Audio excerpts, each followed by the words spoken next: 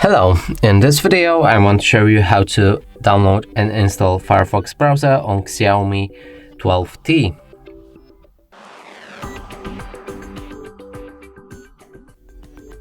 And to do this we'll need to open our Google Play Store. Right here try to find Firefox browser,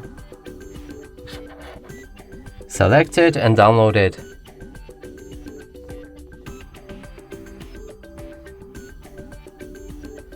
After installation process is complete, you should be able to run this app.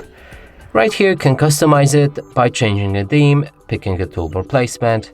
You can also sign in to turn on synchronization, switch privacy protection settings from standard to strict, read the privacy notice, and finally click on start browsing.